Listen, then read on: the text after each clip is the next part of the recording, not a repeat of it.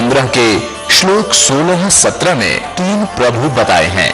ये 3 प्रभु कौन हैं? किस प्रभु की शरण में जाने के पश्चात जन्म और मरण समाप्त हो सकता है? 3 प्रभुओं में सबसे उत्तम परमात्मा कौन है? कैसा है?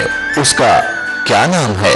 इन सभी गूढ़ रहस्यों को जानने के लिए अवश्य सुनिए जगत गुरु तत्वदर्शी संत रामपाल जी महाराज के अमृत वचन।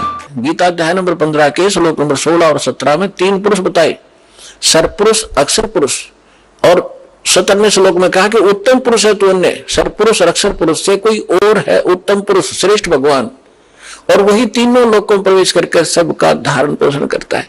अब इन 2 श्लोकों का लिंक अब उन प्रथम के 4 श्लोकों से है 15वें अध्याय के।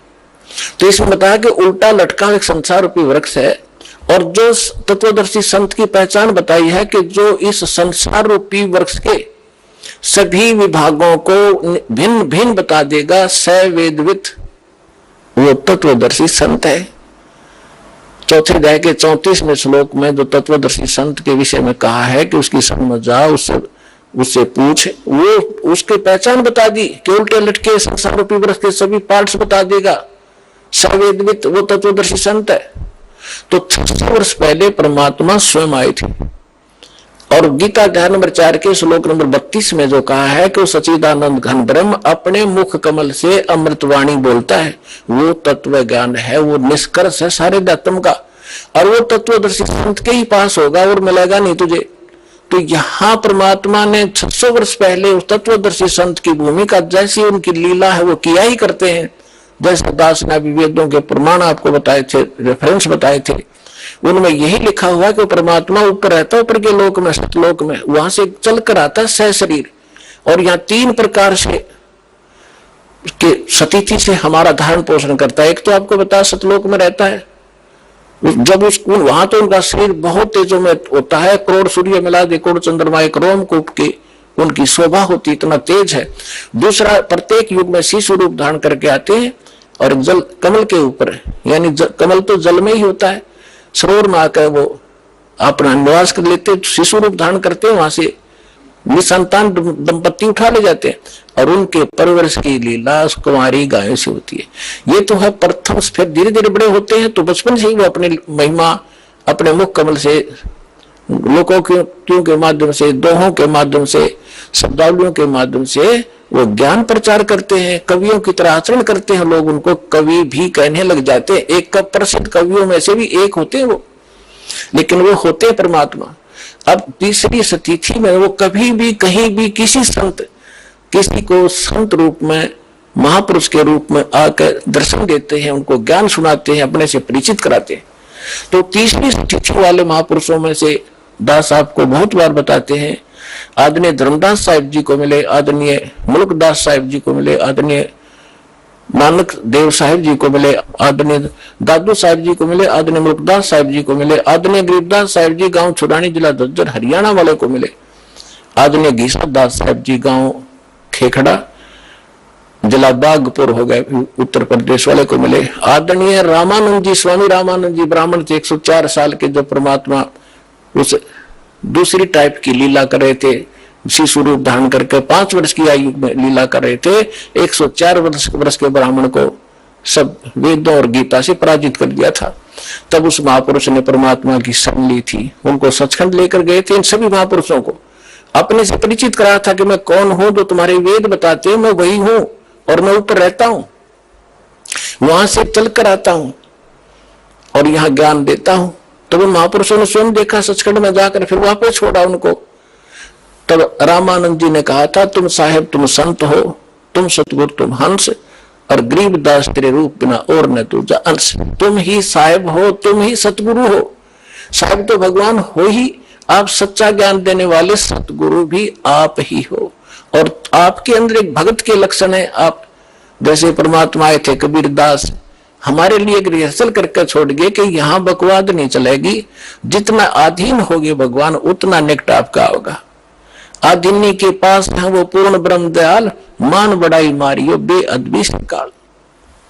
हमें सब परमात्मा भक्ति के लक्षण भी बता के गए हैं, और उनसे होने वाली हानियों का भी परिचय दिया है। और किस प्रकार आपकी भक्ति नष्ट होती है वो भी जानकारी दी है, और कैसे सुरक्षित रहेगी। जैसे माता गर्भ को रखे यत्न बनाए, ठेस लगे तो छन होए तेरी ऐसे भक्ति जावे।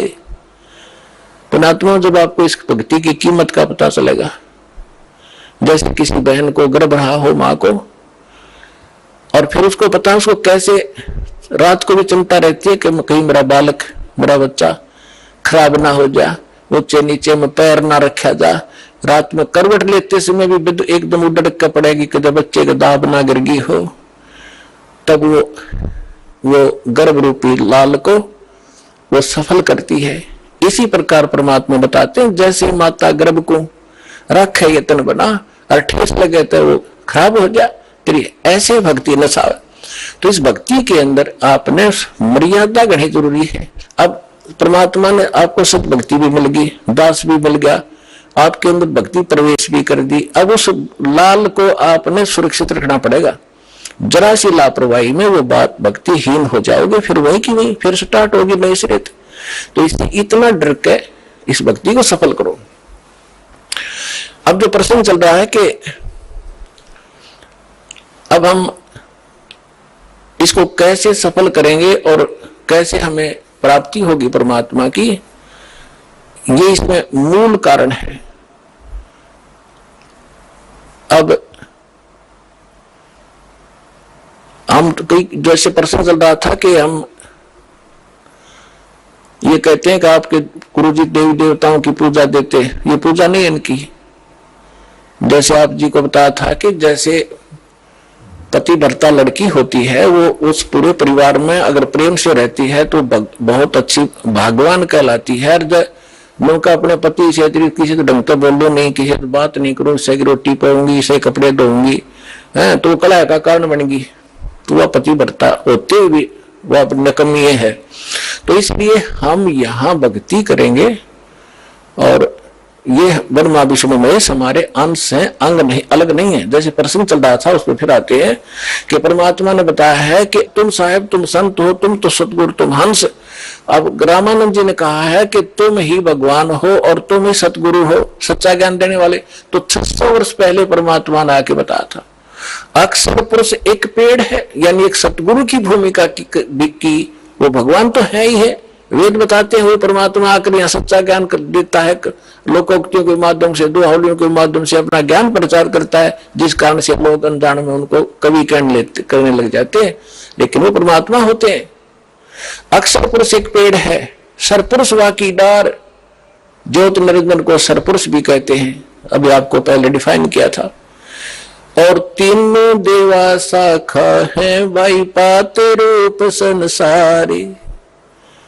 उल्टे लटके हुए संसार रूपी वृक्ष जो जमीन से बाहर दिखाई देता है, उसको डिफाइन किया परमेश्वर ने कि अक्षर पुरुष तना, अक्षर पुरुष तना, उससे एक मोटी डार निकली है ज्योत निरंजन, ये सरपुरुष समझो।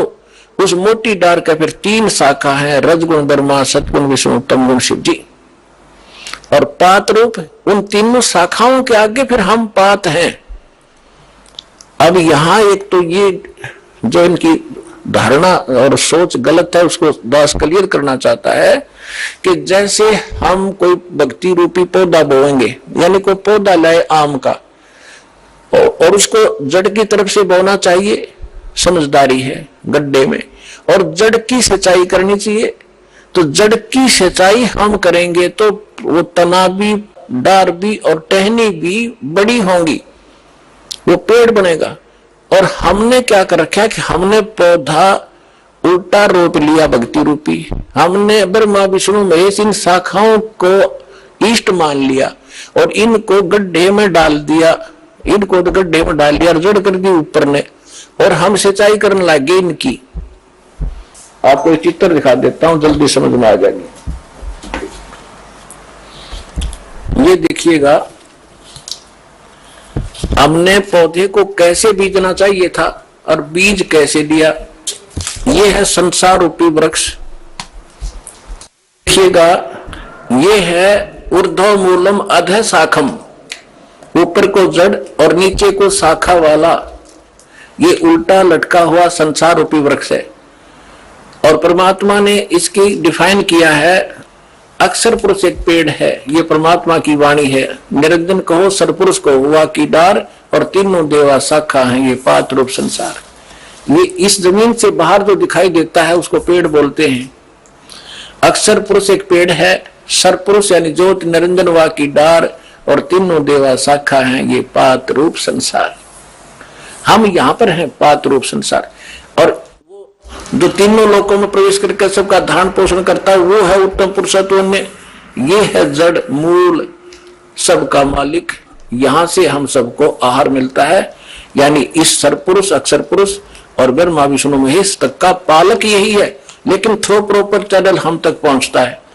अब जैसे श्रीमद् भगवद गीता अध्याय नंबर 3 के श्लोक नंबर 10 से लेकर 15 तक विशेष विवरण है कि जब ब्रह्मा जी प्रजापिता ने सबसे पहले सृष्टि रचकर उनको संदेश दिया था कि तुम अपने यज्ञ अनुष्ठान करो और उसके द्वारा देवताओं को बढ़ाओ, शास्त्र अनुकूल साधना करो और उनसे देवताओं को बढ़ाओ, और बड़े हुए देवता तुम्हारे को बिना मांगे ही इच्छित भोग दिया करेंगे, और जो अपने संस्कार प्रारब्ध में मिले हुए से और उसमें से कुछ दान धर्म पुण्य नहीं करता वो तो चोर है भगवान का। फिर 14वें 15वें श्लोक में स्पष्ट किया है कि उस परमात्मा को जो सबका धारण पोषण जो परम अक्षर पुरुष है उसको इष्ट रूप में मान के सभी धार्मिक अनुष्ठानों को करना चाहिए, जिससे आपको सभी लाभ प्राप्त होंगे। तो हम पूर्ण परमात्मा को इष्ट मानकर जड़ की पूजा करवाते हैं, और इन ब्रह्मा विष्णु महेश को अपने आप ही वो हमारे संस्कार शुभ बनकर इनके पास पहुंच जाते हैं। अब जैसे ये तो आपने पेड़ देखा, अब हम पौधा दिखाते हैं। कई कहते हैं कि रामपाल तो हमारे देवताओं को छुड़वाता इसलिए हम वो साधना नहीं करें। ये तो बालक हैं, बालक वाला ज्ञान वाला व्यक्ति ऐसी भाषा बोला करता है। जब उनको ज्ञान होगा तो पता चलेगा कि दास ना देवता छुड़वाता, आपको उन देवताओं को ढंग से पूजने की तरीका बताता हूं साधना का, जिससे आपको लाभ मिलेगा, आपका जीवन सफल होगा। अब देखिएगा, आप कोई पौधा लाए तो उसको ये ऐसे बीजना चाहिए और आम व्यक्ति इसको स्वीकार करेगा। सीधा बीजा हुआ भक्ति रूपी पौधा। अब ये मूल है, पूर्ण परमात्मा अक्षर पुरुष जड़ है। इसको गमले में या गड्ढे में लगाया और सिंचाई की, सत भक्ति की, तो इस जड़ से फिर ये सभी देवता, ये तीनों देवा शाखा, ये बड़े हुए पेड़ बन गया। पेड़ बनकर फिर फल इनका लगेगा डेन ब्रह्मा विष्णु महेश को। अब इतना अनजान कौन होगा? वो मूर्ख ही होगा जो यूं कहे कि माली जड़ की पूजा करता है और टहनियों को तोड़ के फेंकवा दे, फिर उस पूजा का फायदा क्या होगा? टहनियों के ही तो फल लगेंगे। ये ब्रह्मा विष्णु महेश ही आपके शुभ संस्कार अशुभ संस्कार जैसे भी होंगे यही देंगे आपको। ये कंट्रोलर है यहाँ के। और जब हम शास्त्र में कुछ साधना करेंगे तुम्हारे सारे शुभ ही शुभ होंगे, और वो जाएंगे इनके पास, ये फिर आपको देंगे। जैसे जड़ की पूजा की एक एग्जाम्पल है, ये उदाहरण है कि जड़ की पूजा करने से वो टहनियों के फल लगेंगे, और वो फल अपने आप लगेंगे, वो टहनियों के बस की नहीं। यानी आपके शुभ संस्कार होंगे तो ब्रह्मा विष्णु महेश आपको देंगे ही देंगे, चाहे आप कितना बैठे हो, चाहे जंगल में बैठे हो, वहां भी जाकर देंगे आपको। यही इनका कर्तव्य बना है। अब आप कैसे कर रहे हो और दास क्या करवाना चाहता है ये देखिएगा।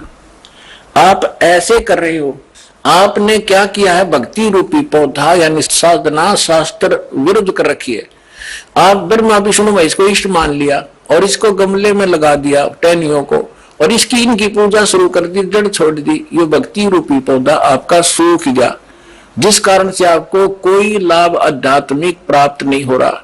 दास कहता आप इसको ऐसे कर लो, बस ये ब्रह्मा विष्णु महेश है, इनका फल लगेंगे इन टहनियों के, और बिना मांगे ही आपको फिर ये फल दिया करेंगे जब आप इस मूल की पूजा करोगे।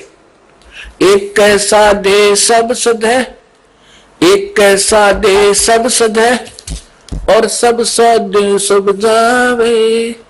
माली सिंचे मूल को हो, फल फूल गाय। इतनी सी बात है, और ये हमारा शास्त्र अनुकूल ज्ञान है और शास्त्र अनुकूल साधना है। प्राप्त करो और अपना कल्याण कराओ।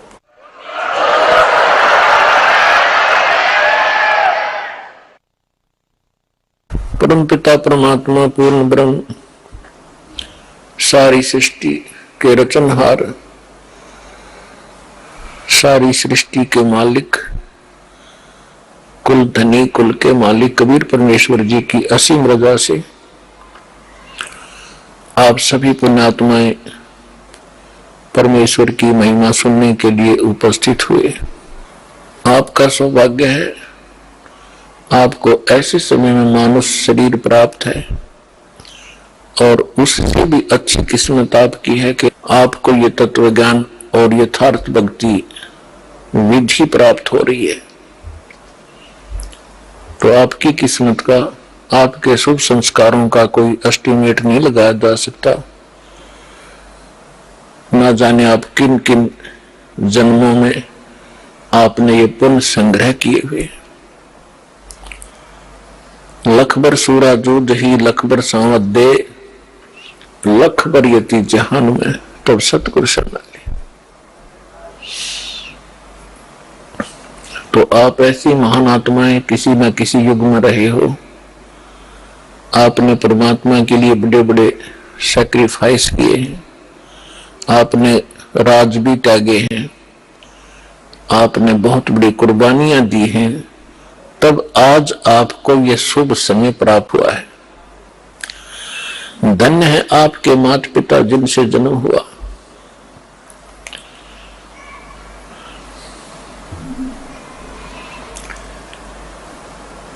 परम पिता परमात्मा की असीम रजा से आप यहां पहुंचे हो। आपको जितना ये अध्यात्म ज्ञान होता चला जाएगा, उतना ही आपको सरप्राइज होता रहेगा, आश्चर्य होगा कि सचमुच सहज में भगवान मिल गए, सहज में वो ज्ञान मिल गया जिसको ऋषि महर्षि नहीं प्राप्त कर सके। ब्रह्मा विष्णु महेश को भी वो ज्ञान प्राप्त नहीं हुआ जो आज आपको भगवान ने प्राप्त करा दिया, और सहज में करा दिया। अब जो कमी रहेगी तो आपकी रहेगी। तो इसके विषय में परमात्मा कहते हैं स्वयं ही कि समझा है तो सिर दर पाओ और बहुर नीरे ऐसा गाओ। यदि आपको ये ज्ञान समझ में आ गया कि हम कहाँ रह रहे हैं और किस उद्देश्य से हम जी रहे हैं और हमने करना क्या चाहिए था, हम कर क्या रहे हैं, तो अब सिर पे पैर रख लो। सिर पे पैर रखना, बहुत तेज दौड़ना किसी आपातकाल स्थिति में, कहीं कहीं पैर टिका करे व्यक्ति के। तो अब आपको ऐसा समय मिला है कि इस समय रहते रहते आप अपना कर्म बना गए तो मोक्ष प्राप्त हो जाएगा, सदा के लिए झंझट मिट जाएगा। आप इस लोक में रह रहे हो, आपके बच्चे आपको कितने प्रिय हैं, आपके माता पिता आपको कितने प्रिय हैं, आपके पति पत्नी भाई बहन आपको कितने प्रिय हैं। आजीवन आप जिस संपत्ति को संग्रह करने में लगाते हो आपको कितनी प्रिय है, उसके लिए ना जाने कितने झगड़े कर देते हैं, लड़ाई कर लेते हैं, मुकदमे कर देते हैं। तो ये कितनी अच्छी वस्तु है जिसको आप इतना लगाव रखते हो, तो और फिर ये तुरंत छोड़ देनी पड़ती है, मृत्यु हो जाती है। ये क्या कारण है? जब आपका ये कारण समझ में आओगा तब आपकी रुचि बनेगी परमात्मा के पाने में और सतलोक जाने की। अन्यथा ठीक है, जैसा करोगे अन्य कहीं आपको ऐसा स्थान नहीं मिलेगा जहां आपकी भक्ति शास्त्र अनुकूल हो। और शास्त्र अनुकूल साधना करने से आपके इतने शुभ संस्कार बन जाएंगे, यदि पार नहीं हुए तो आप ना जाने कितनी बार तो देवता बनोगे इस भक्ति से। इतनी महत्वपूर्ण भक्ति है, इतनी कीमती है, इसकी इतनी वैल्यू है। और ना जाने कितनी बार पृथ्वी के राजा भी बन जाओगे अपने ही पुण्य कर्मों से, और फिर उससे भी अधिक आप फिर कुत्ते गधे सुअर भी बनोगे। तो इस झंझट से छुटकारा पाने का अब समय आ गया है। अब इसको चूकना नहीं है।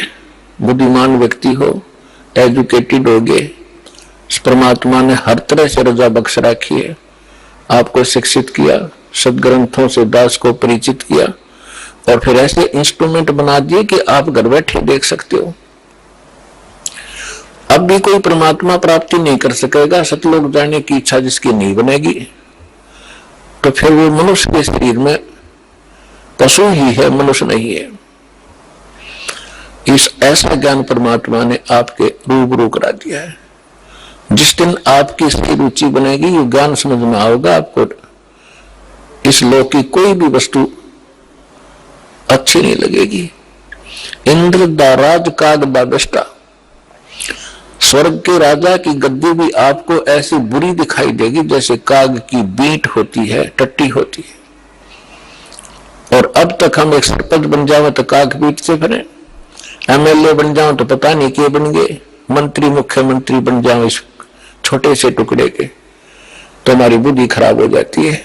इस ज्ञान से सेटिंग होगी, यहां से इच्छा हटेगी। आपने देखे होंगे मुख्यमंत्री हेलीकॉप्टर से जा रहे थे, आगे उनके स्वागत के लिए माला लिए खड़े थे, रास्ते में क्रैश हो गया हेलीकॉप्टर,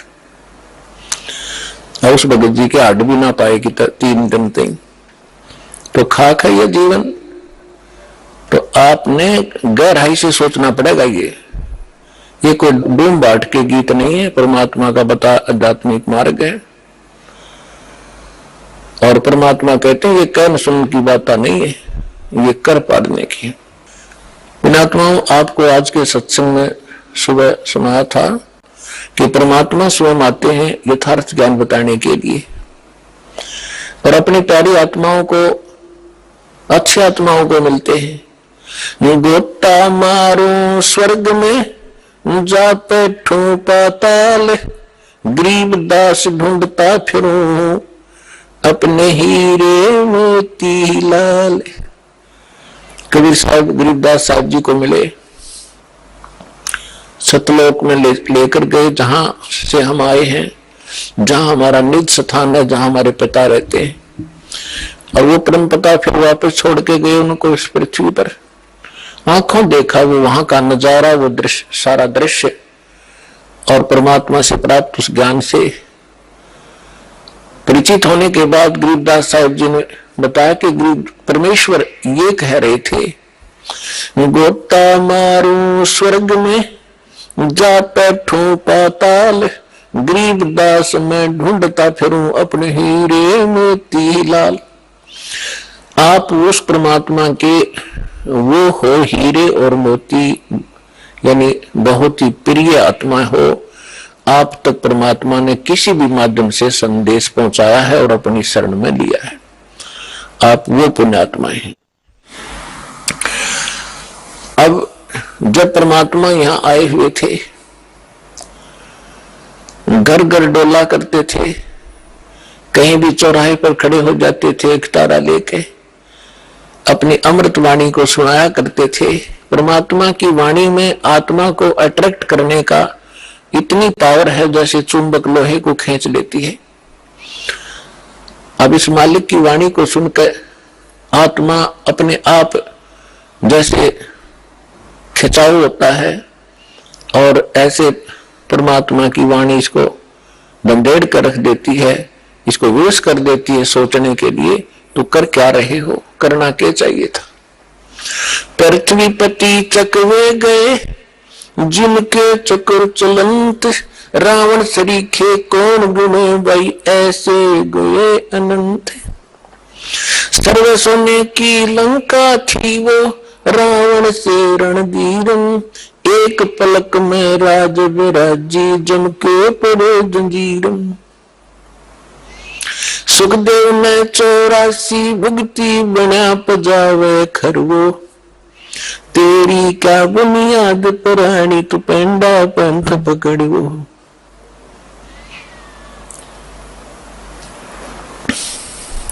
आए हैं सो जाएंगे ये राजा रंग फकीर, एक सिंहासन चढ़ चले एक बंधे जात जंजीरे, कबीर हरि के नाम बिना ये राजा रसब हो, माटी लदे कुमार के भाई घास न डाले कोई। पुणात्माओं, ये भगवान की बताई वाणी दास बोल रहा है, जो परमेश्वर स्वयं आकर बोलते हैं। जैसा गीता अध्याय नंबर 4 के श्लोक नंबर 32 में आपको प्रमाण बताया था कि गीता ज्ञानदाता कहता है कि वो परमात्मा स्वयं आकर अपने मुख कमल से जो ज्ञान देते हैं वो तत्व ज्ञान है, और उस ज्ञान में वो विशेष जानकारी है आध्यात्मिक यज्ञों की, यज्ञ माने धार्मिक अनुष्ठानों की, और उसको तत्वदर्शी संत ही बता सकते हैं उस परमात्मा के उस तत्व ज्ञान को। तो ये वो तत्व ज्ञान की वाणी है जो भगवान ने बता रखी है। अब हम ये समझें, क्योंकि हमने समय पर अब मनुष्य जीवन में मनुष्य जीवन जैसी ही सुविधा प्राप्त होती है, कुत्ते के जीवन में कुत्ते वाली ही सेटिंग होगी, तो अब हम ये भूल जाते हैं कि उस समय पर खाना मिल जाता है, जब चाहे चाय पी लें, जब चाहे दूध पी लें, भूख लगे खाना खा लेते हैं, और जब ये शरीर छूट जाएगा, क्योंकि ये मिला इसलिए था, ऐसी सुविधाएं और ऐसी बुद्धि दी थी कि आप इसमें परमात्मा पाने का प्रयत्न करें। और यदि परमात्मा नहीं प्राप्त करते हैं, भक्ति ना करके और बकवादों में जीवन व्यर्थ कर जाते हैं, तो फिर परमात्मा बताते हैं कि राजा भी जब गधा बनेगा तो आम जीव की अब क्या बुनियाद है, क्या औकात है, सहज में समझ आ जाना चाहिए।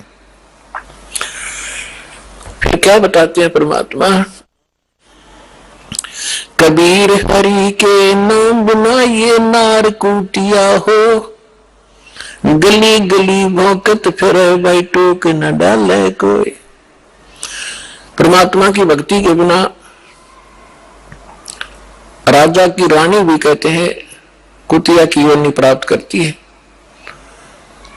फिर बताते हैं, कबीर बीबी पर्दे रहे थी, डोडी लगे थी बार, गात उगाड़े फिरती हैं वो बन कुतिया बाजार, वो पर्दे की सुंदरी सुनो संदेशा मोर, गात उगाड़े फिरती हैं वो करे सरायों शोर, नक बेसर नक पे बनी पैर थी हार हमेल, अब सुंदरी से कुतिया बनी भाई सुन साहेब के खेल। बीबी पर्दा रहती, इन राजाओं की रानियां, बड़े बड़े घरों की बहु बेटियां, इन मायाधारियों को हम बड़े मानते रहे, बड़े बड़े घरों की बहु बेटियां पर्दों में रहा करती थी, राजा की रानियां पर्दों में रहा करती थी, आगे उनके चौकियां लगा करती थी, कोई भी गैर व्यक्ति वहां फटक ना जा, और उसमें वो अपनी इज्जत माना करते थे। अब परमात्मा कहते हैं, बीबी पर्दा रही थी और डोडी लगे थी बार, बार माने गेट का गए, चौकी पहरेदार खड़े रहा करते थे, और गात उगाड़े फिरती हैं वो बनकुतिया बाजार, वो पर्दे की सुंदरी और सुनो संदेशा मोर, अब गात उगाड़े फिरती हैं वो करे सरायों शोर, नकबे सर नकबे बनी वो पैर थी हार हमेल, और सुंदरी से कुतिया बनी, कैसा स्वरूप बिगड़ गया, और सुन साहेब के खेल।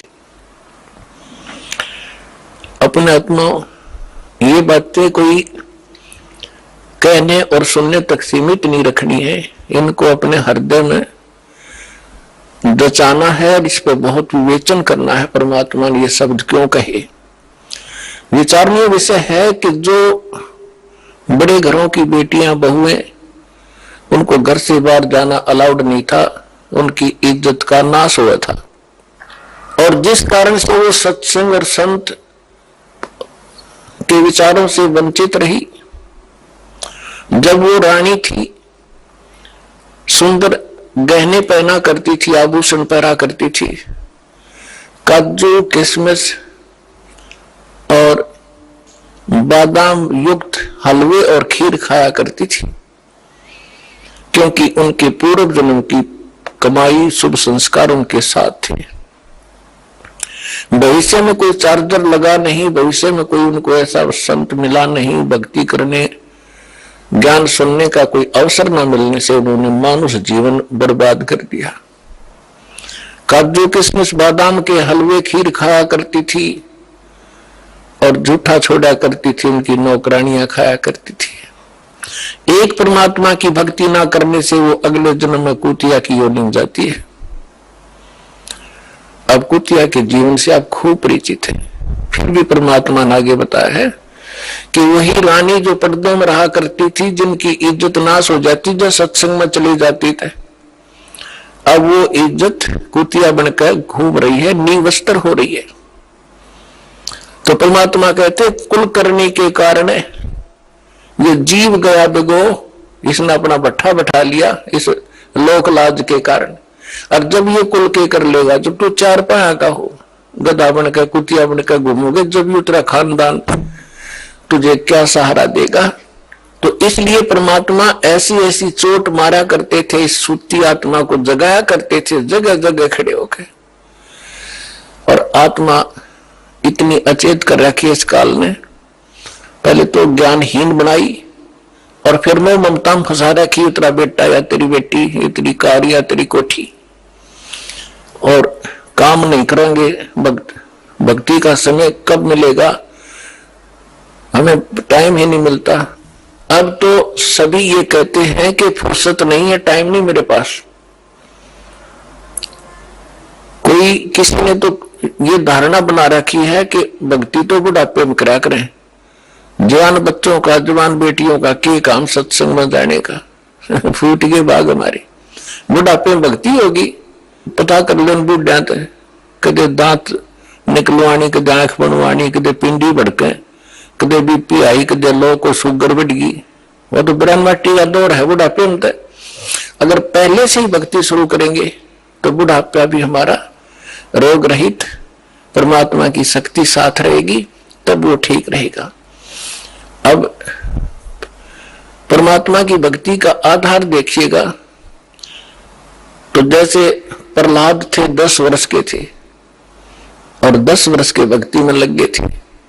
ध्रुव 5 वर्ष के ही थे और परमात्मा के इस तत्व ज्ञान के अंदर सूक्ष्म वेद में बताया है कि 3 वर्ष के बालक को परमात्मा का मंत्र प्रथम मिल जाना चाहिए। यही वेद प्रमाणित करते हैं। 3 वर्ष की आयु में 3 वर्ष जो परम संत होगा वो 3 वर्ष की आयु के बच्चों को ही उपदेश देना प्रारंभ कर देगा। और यदि हम इस इंतजार में रहेंगे, बुढ़े होकर वृद्ध होकर के भक्ति करेंगे, बच्चों से फारिग हो ले और मृत्यु हो जाए 20 साल की उम्र में, प्रारब्ध इतना ही हो, फिर कहां करेंगे। तो बचपन से ही मालिक का सहारा मिल जाएगा तो हमारी एज भी एक्सटेंड होगी, आयु भी बढ़ेगी, साथ देगा भगवान, पाप से बचेंगे, भक्ति संग्रह होगी, 100 हमारी मुसीबतें टलेंगी।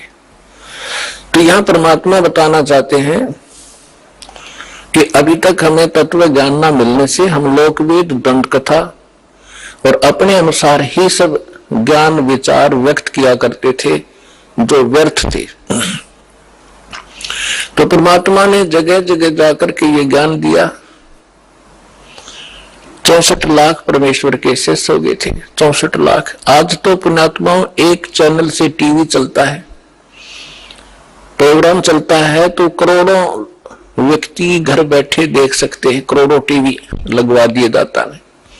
पहले परमेश्वर ने अपनी आध्यात्मिक पावर का प्रयोग किया, आज वो नहीं हो सकता क्योंकि परमात्मा हर एक काम को एक सीक्रेसी के हिसाब से करते हैं। यदि आज परमात्मा वो लीला करते, आज तो सबके पास मोबाइल है, 1 सेकंड में बता दे गुरुजी वहां थे, गुरुजी ने वहां सत्संग किया, वहां मिले, तो एक लोग उसको फिर दूसरे ढंग से ले जाते कि वो तो जादूगर है और फिर परमात्मा को ग्रहण नहीं करते। तो आज परमात्मा ने वैज्ञानिक तरीके से ही अपना ज्ञान अपने बच्चों तक पहुंचाया है। और परमात्मा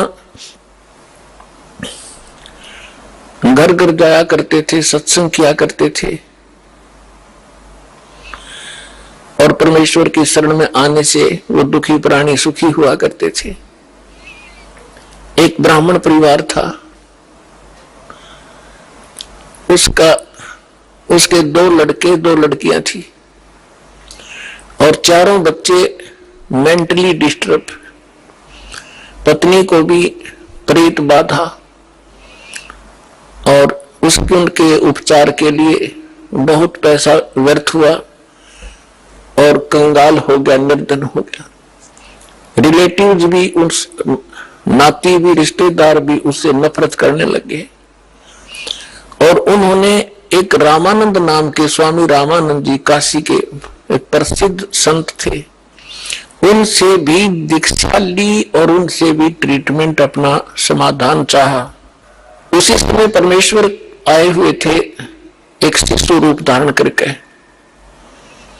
प्रकट हुए थे। काशी शहर के लहर तारा नामक एक सरोवर के ऊपर कमल के फूल पर अपने सतलोक से आकर बालक रूप धारण किया था। नीरू और नीमा नाम के 2 निसंतान पति पत्नी थे, वो परमात्मा को घर ले गए थे। वहां उनकी परवरिश कुंवारी गाय के दूध से हुई थी। धीरे धीरे बड़े हुए तो वो वही व्यवसाय जो नीरू किया करता था, जुलाहे का काम करने लगे, और साथ में अपना जिस उद्देश्य को लेकर आए थे प्रचार भी किया करते थे। इसी दौरान परमात्मा ने एक लीला की थी, वो अलग कहानी है, फिर से सुनाएंगे। अब इतना ही सुनाएंगे कि स्वामी रामानंद जी और परमेश्वर कबीर जी की गोष्ठी हो रही थी, बैठे थे। उसी समय वो ब्राह्मण पहुंच गया वहां पे,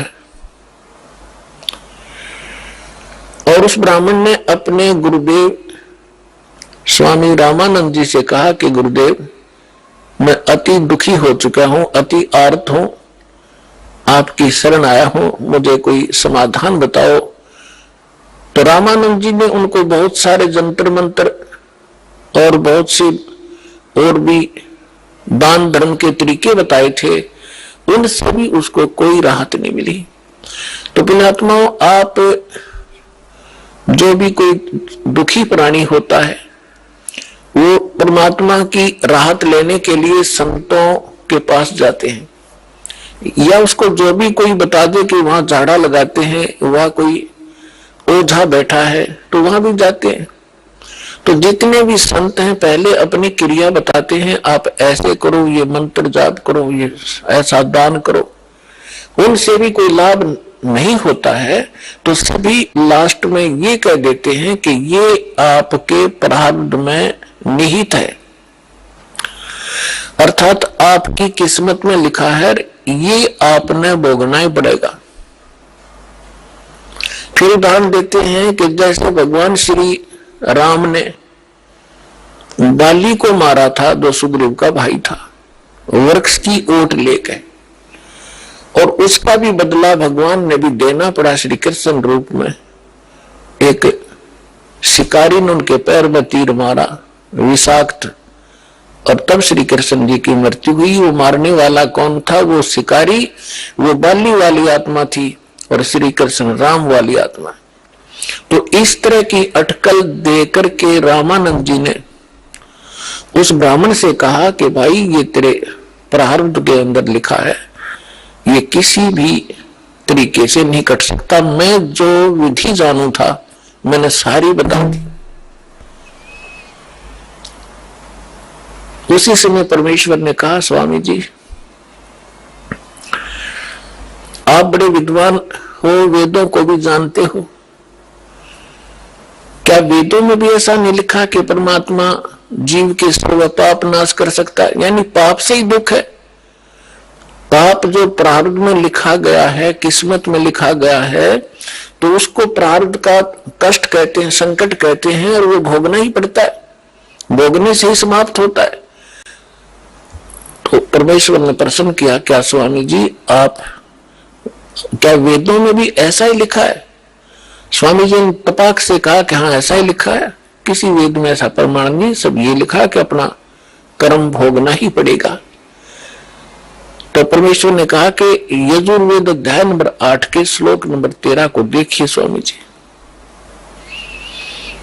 अब उनको जुबानी याद था, अपने आत्मा या बिजली गिरी हुई है, सदग्रंथों को कंठस्थ याद कर रखा था ब्राह्मण लोगों ने, और इनको कख नहीं पता था ये बता क्या रहे। रामानंद जी का सिर घूम गया कि दानक का बालक, दान दुल्हे का लड़का, कभी इसने वेद देखे भी को नहीं, और आज इसने मंत्र बता दिया। 104 साल के उसमें परमात्मा के ऋण के जीवन में, लीला में जीवन में परमात्मा शरीर में दिखा रहे थे। 99 वर्ष का अंतर था, 99 वर्ष बड़े थे परमात्मा से, और सारा जीवन ही उन्होंने वेद और गीता पुराणों के अध्ययन में बिताया था। तो परमेश्वर ने कहा, कबीर साहब ने कहा, स्वामी जी यदि प्रारब्ध का कष्ट भोगना ही पड़ गया तो भक्ति की क्या आवश्यकता फिर। अगर किसी के संस्कार में दुख है और दुख भोगना ही पड़ेगा, फिर भक्ति ने शर्म में मारेंगे, क्या आवश्यकता इस भक्ति की, कौन करेगा भक्ति, क्या आवश्यकता परमात्मा की। वो भक्ति इससे हटकर है, और वो मंत्र मेरे पास है। अपने आत्माओं जो दुखी व्यक्ति है उसको तो संकेत चाहिए। उसने तभी पूछा कि आप कौन हो भाई, ए भगत जी आप कहाँ रहते हो। अब वो लाल कपड़े पहन रखे, सारी उम्र संस्कृत बोली, उसने तो महाराज जी समझ रहे, और परमात्मा बैठे एक सिंपल वेशभूषा में। उसने मुंह कहा, भगत जी कहाँ रहते हो आप, आपका कहाँ ठिकाना है। परमात्मा ने बताया, भाई मैं दानक सो दुल्हा हूं और नीरू का पुत्र हूं, ऐसे ऐसे हमारी झोपड़ी वहां रहा करूं। अब परमात्मा ने ये बताना इसलिए अनिवार्य समझा कि जैसे ने भगवान चाहिएगा तो आ जाएगा, और जब ब्राह्मण पने में होगा तो उसमें छुआछात बहुत घनी थी, तो अपना भाई चला जाएगा। तो परमात्मा तो जा लिया सामने, साथ साथ महाराज मैं घना दुखी हो गया। तो वहां जो परमात्मा के पास के और भी बहुत से आर्त व्यक्ति बैठे थे, और वो आपस में चर्चा कर रहे थे कि मैं इतना दुखी था, परमात्मा से नाम लिया, अरे भगवान आए हैं, ये परमात्मा है, तुम इसको दुल्हा मत समझो, दानक नहीं है। अब जिसके कांटे से निकल रहे हो क्यों कर कहीं सिंपल मैन है। तो उस व्यक्ति को पहुंचा वहां पर ब्राह्मण, जब वो और भक्त बैठे बतला रहे थे, भगवान आए, जब सत्संग का आयोजन था उनके साथ दूसरे साथी बाहर मैदान में, तो उस ब्राह्मण का कुछ दिल डटया, जब ये सारे भगत कह रहे हैं तो कुछ बात बनेगी। तो परमात्मा के आशीर्वाद मात्र से परमात्मा ने कहा, भाई अपने सारे बच्चों को ले आ। उसने सारा दुख बताया, उनको दीक्षा दिला। तो उसने सोचा पहले अपने लड़कों को ले चलता हूं, क्योंकि इज्जत और बेइज्जती हमारा साथ लटक रही है, घर में कह टूट रहा। दोनों लड़कों को ले आया। परमात्मा ने दीक्षा दी, बेटा भक्ति करोगे ना जब बात बनेगी। केवल आशीर्वाद से भी सुख दे देते, लेकिन वो तो एक का दुख टला, आगे जीवन में पता नहीं कितने दुख है आपके। परमात्मा ने नाम दिया, दोनों बच्चे ऐसे स्वस्थ हो गए जैसे कभी दुख था ही नहीं। अपने आप उठ के गए, उन्हें लाया था बैठा बैठा कर, तो उनको एकदम खुशी की लहर आ गई। फिर अपनी बेटियों को, पत्नी को, सबको नाम दिलाया। परमात्मा के आशीर्वाद से सब ठीक हो गए, स्वस्थ हो गए कुछ ही दिनों में। और फिर घर का काम भी उसका बहुत अच्छा चलने लगा। अब वो जहां भी जिसने मिला है उसी को कहे कि भगवान आए हैं, चलो वहां पर परमात्मा आ रहे हैं, दुल्हाओं की कॉलोनी में भगवान उतर रहे हैं। पर उसकी कौन सुने ब्राह्मण। तो पुण्यात्माओं, एक समय एक सर्वानंद नाम के ब्राह्मण थे, और उसने चारों वेदों, 18 पुराणों, गीता, इन सभी को कंठस्थ याद कर रखा था। और उसने अपने वक्त के सभी ब्राह्मणों को, सभी विद्वानों को शास्त्रार्थ में पराजित कर दिया। तो उसके मन में एक धारणा आई कि मैं अपना नाम सर्वानंद की जगह सर्वाजीत रखवाऊंगा, अपनी मां से कहता हूं। उसने सभी को हरा दिया। उधर से वही विचार कर रहा था। दूसरी ओर क्या हुआ कि उसकी माता, जो सर्वानंद की माता जी थी, उसका नाम शारदा था, ब्राह्मणी, और वो भी ऐसे ही अपने प्रारब्ध के कर्म को भोग रही थी। अब ब्राह्मण होने के नाते, और अब उसका पुत्र विद्वान, जिसने सब विद्वानों को पराजित कर दिया, अपने पुत्र से भी सारे जंतर मंत्र, जो भी गायत्री मंत्र वगैरह अनुष्ठान बताए बेटे ने, वो भी कर लिए। और भी जिसने भी जहां कोई महापुरुष संत तपस्वी बताया वहां भी चली गई, लेकिन उसको कोई राहत नहीं मिली। बहुत बुरी बेचैनी रहे, ना भूख लगे, चारपाई पकड़ रखी, अस्थि पिंजर शेष दिखाई दे। उधरती एक परमात्मा की शिष्या, एक बहन ब्राह्मणी, एक बहन चली गई, ब्राह्मणी नहीं, वैसे एक बहन चली गई किसी कामवश, अन्य जाति की, श्रवण जाति की। तो उसने पूछा कि शारदा कुशल है? उसने चारपाई पे पड़ी पड़ी ने देखा और कहा, बहन कहाँ कुशल हूं, अंतिम सांस गिन रही हूं, बहुत परेशान हूं, काफी वर्षों से असाध्य रोग से पीड़ित हूं। वो परमात्मा की शिष्या लड़की कहने लगी कि बहन कहीं दिखाया नहीं आपने? कि सभी डॉक्टर दिखा लिए, वैद्यों से चेक करा लिया, और कोई साधु संत आसपास नहीं छोड़ा। सभी ने कह दिया कि तेरे प्रारब्ध का कष्ट है, तुम्हें भोगना ही पड़ेगा। तो उस बहन ने कहा कि यदि आप बुरा ना मानो तो मैं बताऊं, एक महापुरुष आ रहे हैं। वो कहने लगी, बोलो कौन है? कि मेरे गुरुजी से दीक्षा ले लो। मैं भी पहले बहुत परेशान थी, आपसे भी बुरी हालत थी मेरी नहीं, मेरे बच्चों की भी स्थिति थी, मेरे पति को भी तकलीफ थी, प्रेत बाधा थी, और मुझे ऐसा रोग था। उस गुरुजी से दीक्षा लेते ही और हम कति स्वस्थ हो गए। 2 वर्ष हो गए हम अपना जीवन जी रहे हैं। आइए अब हम उन श्रद्धालुओं के अनुभव जानते हैं जो जगत गुरु तत्वदर्शी संत रामपाल जी महाराज जी से दीक्षा प्राप्त कर चुके हैं तथा उनके द्वारा बताए गए भक्ति मार्ग पर चल रहे हैं। नमस्कार सर। नमस्कार सर। सर क्या नाम है आपका? राम मेहरदास सर। राम मेहर जी, आप कहाँ के रहने वाले हैं? गाँव मुहाना जी, जिला सोनीपत, हरियाणा से जी। सर संत रामपाल जी महाराज से नाम दीक्षा आपने कब ली? ये जी सितंबर का महीना 2017 में जी। सर संत रामपाल जी महाराज से नाम दीक्षा लेने से पहले क्या आप कोई भक्ति साधना भी करते थे? हाँ जी, मैं हंसा देश में 22 साल गया जी, और उसके नियम के अनुसार सत्संग में जाता था, पर वहां जाने के बाद मेरे को कोई लाभ नहीं हुआ जी। मैं तंग बहुत था। फिर उसके बाद में 2 साल ओम शांति में गया जी। वहां भी कुछ थोड़ा जानकारी तो मिली, पर वहां भी मेरे को शांति नहीं मिली। शरीरों में रोग लग गए, घर में कलह रहा करता, दुख बहुत भरा, और उसके बाद भी हम बहुत दुखी थे। फिर परिवार वाले, मेरी माँ जो है वो भी बहुत ज्यादा दुखी थी। कहीं सैना के पास जाती, कहीं कोई माता का चुराहा धोकना, फलाना धोकना, आज ये है, कहीं दलिया, कहीं चावल, बस कोई ऐसा चुराहा नहीं छोड़ा कि जाओ ना चोल रखे हो ना दलिया रखे हो। तो बहुत ज्यादा तंग थे, और शरीरों में सब सारे परिवार में दुख, रोग लग गए थे, छोटे बच्चे को भी रोग लग गए थे। सर फिर आप संत रामपाल जी महाराज की शरण में कैसे आए?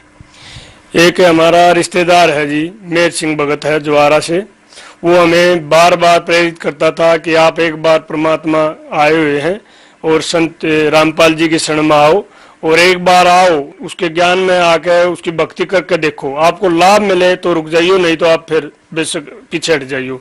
तो हम गुरु संत रामपाल जी महाराज से नाम दीक्षा ली। सर हमने सुना है कि जो भी श्रद्धालु संत रामपाल जी महाराज से नाम दीक्षा लेते हैं उनको बहुत सारे लाभ प्राप्त होते हैं, तो क्या आपको भी कुछ लाभ प्राप्त हुए संत रामपाल जी महाराज से नाम दीक्षा लेने के बाद? जी बहुत लाभ हुए हैं जी। पहले तो जो शरीरों में रोग लगे हुए थे हमें घर में, वो सब के ठीक होते आगे जी। प्रथम नाम जो हमने लिया, गुरु जी से दीक्षा ली, महीने के अंदर अंदर, 1.5 महीने के अंदर अंदर हमको सबको आराम मिलता चलेगा। छोटे बच्चों को नुमनिया था जी, जो कि डॉक्टरों ने घोषित कर दिया था इसकी पूरी जिंदगी नुमनिया रहेगा। जैसे मौसम बदलता था, करसा गर्मी बनती थी, सर्दी बनती थी, तो उसको उस तुरंत नुमनिया होता रहता था जी। और चर्म रोग तीनों को लग गया था, मेरी माँ को भी, मेरे को भी और मेरी भगतमती को भी। और उंगली तो पूरा हाथ, दोनों हाथ इसके वहां तक मतलब बिल्कुल गल गए थे जी। होम्योपैथिक की दवाई सरदार हमारा सोनीपत में जिले में बहुत ही अच्छा डॉक्टर मानते हैं उसको, उससे दवाई खानपुर दवाई रोहतक तक गए हम जी, कोई इलाज नहीं। थोड़ा इतना आराम जरूर मिलता कि इतना दवाई खाते थोड़ा आराम होता। कोई भी काम करती, पानी या बर्तन मानती, उसी टाइम फिर उसको फिर वही स्थिति हो जाती थी। बहुत ज्यादा दिक्कत थी जी। परमात्मा की शरण में, सतगुरु रामपाल जी की शरण में आने के बाद हमें वो सब कुछ अपने आप ऑटोमेटिक चलेगा जी। गुरु जी ने जो जाप दिया वो जाप करते हैं और उससे हमें पूरा लाभ मिल गया जी। और जी घर में जो कलेश रहा करता, मैं हुक्का बीड़ी पी लेता था जी, कभी कभार दारू पी लेता था जी, वो अपने आप पीछे हट गया। मेरी माँ हुक्की पिया करती, बहुत ज्यादा पिया करती, वो भी अपने आप पीछे हट गई। हमें हुक्के नशे से तो बहुत ही मतलब अब गलैन आने लग गई बहुत। जो अगर दूसरा पीता है तो हमें सर में दर्द हो जाता है जी। अब हम नशे के लोग नहीं जी। जैसे मेरी छाती में बहुत ज्यादा दर्द रहता था, मैं कई बार डॉक्टर से दिखाया, खानपुर भी दिखाया, तो उन्होंने बोल दिया था कि आपको जो गैस एसिड बनता है वो आपको हार्ट पर प्रेशर डालता है, इसलिए आपको छाती में दर्द है और इसको आपने निरंतर दवाई खानी पड़ेगी, आराम मिल जाएगा। कहीं आराम नहीं मिला जी। मैंने खानपुर से भी दवाई ली और देसी दवाई भी खाई, कोई आराम नहीं मिला जी हमें। फिर परमात्मा की शरण में आने पे मेरे को छाती में आराम मिल गया जी, तुरंत आल लगड़, कोई छाती में दर्द नहीं है जी। अजी ये हमारे गांव में, और वो उसके पेट में तकलीफ थी और वो दवाई पहले ही लेता था। एक वैद्य है जी, गांव ये गुहांड लगता है फुरखास गांव में, उसके पास जाता था। एक दिन उसने बोला कि आप भी मेरे साथ चलो, बाइक पर चलना है। माँ चलो ठीक है, तो मैं साथ में चला गया वहां पे। तो उसने मेरी भी नाड़ी देख ली, बोला आपको पेट में ये गैस बनती है, आपको ये तकलीफ है, ये तकलीफ है।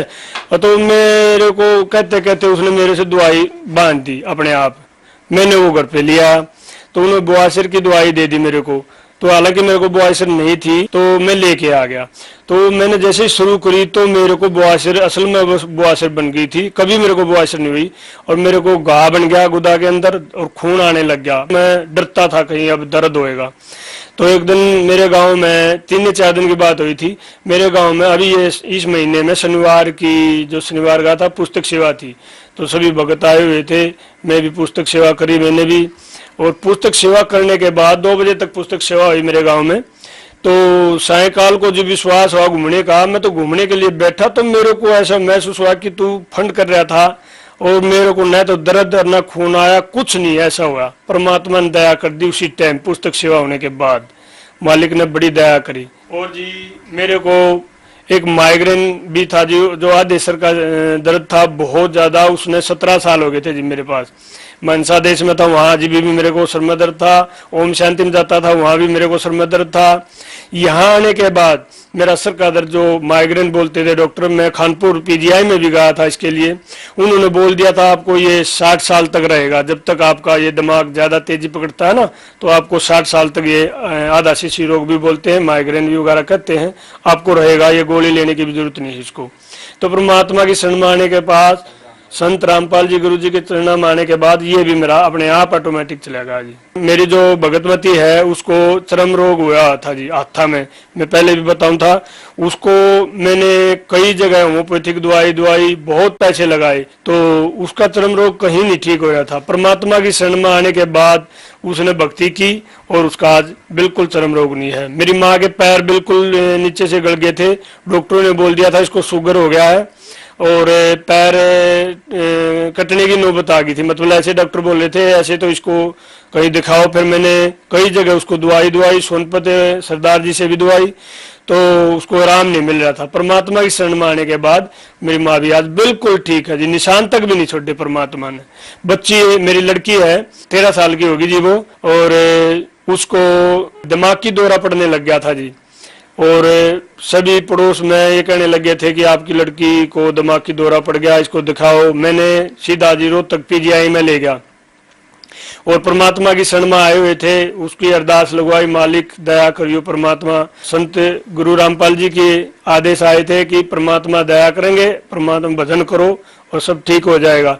तो मैं उसको पीजीआई में ले गया, वहां डॉक्टर ने बोल दिया था इसको पूरी जिंदगी दिमाग की दौरा रहेगा।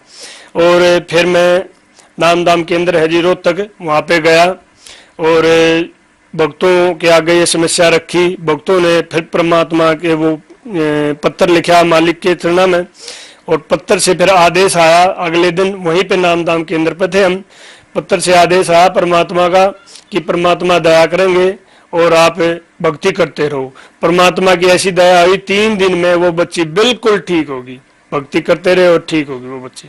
सर, संत रामपाल जी महाराज से नाम दीक्षा लेने के बाद आपको बहुत सारे लाभ प्राप्त हुए, तो जो श्रद्धालु आज आपको देख रहा है आप उन्हें क्या कहना चाहेंगे? बस ये मैं यही कहना चाहूंगा कि जो भी भगत समाज है, जो भी परमात्मा को मानते हैं, सच्चे दिल से एक बार परमात्मा सतगुरु रामपाल जी की किताब पुस्तक जो है वो पढ़े, सत्संग सुने, उसकी वाणी सुने, उनको एक बार देखो क्या कह रहे हैं वो समझो। कि जो कहते हैं मन, ये जो अपने आप जो भक्ति करते हैं, जिन्हें अपने विचार से ये कहीं कहीं ठेका ठा रहे, इतने पंथ चल रहे हैं, इनमें सब मन गणंग बातें हैं। जो सच्ची भक्ति होती है, जो सच्चा प्रेम परमात्मा का होता है, वो हमें सुख देगा, दुख नहीं देगा। अच्छा, सच्ची भक्ति जो करता है, जो सच्चे मंत्रों से जाप करता है, परमात्मा तो तुरंत अड़ लेता है। फिर परमात्मा उन और पंथों में जाते हैं, उन पंथों में लाभ नहीं हो रहा, क्यों वहां पे रुके हुए हैं? एक बार नुका खोजी प्यारा है, परमात्मा तो खोजी प्यारा है, खोजी तो बनो, कम से कम खोजी बनो, जानकारी लो। कोई चीज कहीं से कुछ मिलती है तो आदमी कहीं न कहीं दूर से दूर जाता है, भाड़ा लगाता है, पैदल चलता है अपनी चीज लेने के लिए। अगर भगत हो तो परमात्मा को चाहने वाले हो तो परमात्मा एक बार संत गुरु रामपाल जी की पुस्तक पढ़े और टीवी पे चैनल जो आता है, इन पे सत्संग आता है, वो सुने। सर, संत रामपाल जी महाराज से नाम दीक्षा कैसे ले सकते हैं? संत रामपाल जी महाराज के जो नाम दाम केंद्र खुले हैं, हर जिले में खुले हुए हैं। और जो भी भगत इस सत्संग लेना चाहता है, नाम दाम लेना चाहता है, आपने जैसे आप आजकल मोबाइल पे हैं, मोबाइल पे भी वेबसाइट पे देख सकते हैं, कहीं भी अपना जो नाम दाम नजदीक है, जिला है, उस पे आप नंबर नोट कर सकते हैं और उस नंबर पे आप फोन कर सकते हो। आपकी पुस्तक भी घर पे आएगी और आपका जो नाम दाम केंद्र नजदीक पड़ता है, आपको पूरा एड्रेस दिया जाएगा। सर, पहले आपने बताया कि आप हंसादेश जी के पास आपने भक्ति की, वहां से नाम दीक्षा ली, फिर आप ओम शांति वालों के पास गए और फिर आपने संत रामपाल जी महाराज को अपना गुरु बनाया। कहते हैं गुरु नहीं बदलना चाहिए, गुरु बदलना पाप है, क्या कारण है, क्या सच्चाई है इसके पीछे? ये जो चीज हमें चाहिए है उसके लिए हमें कभी झिझक नहीं करनी चाहिए। जैसे कोई हमने हमारी पर्सनल कोई दुकान है या डॉक्टर है, अगर हमारा वहाँ पे कोई इलाज नहीं हो रहा है या हमारी कोई दुकान से चीज नहीं मिल रही है तो हम क्यों बैठेंगे वहाँ पे? हम अपनी दुकान बदलो या डॉक्टर को बदलो, ये चीज हमें नहीं देखनी, हमने लाभ लेना है।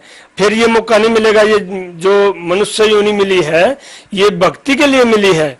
समझने की बात तो यही है कि मनुष्य योनि भजन भक्ति के लिए मिली है, यहाँ से पार होने के लिए। तो इसलिए गुरु बदलने में हमें कोई झिझक नहीं करनी चाहिए, ना डरना चाहिए।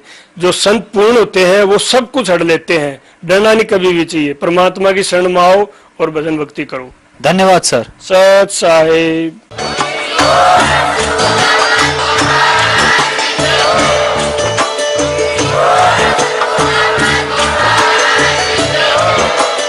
आप सुन रहे थे जगत गुरु तत्वदर्शी संत रामपाल जी महाराज जी के मंगल प्रवचन। अधिक जानकारी के लिए विजिट कीजिए हमारी वेबसाइट www.jagatgururampalji.org। संत रामपाल जी महाराज जी के शुभ आशीर्वाद से पूरे विश्व भर में 500 से भी ज्यादा नाम दीक्षा केंद्र हैं, जिन पर संत रामपाल जी महाराज जी द्वारा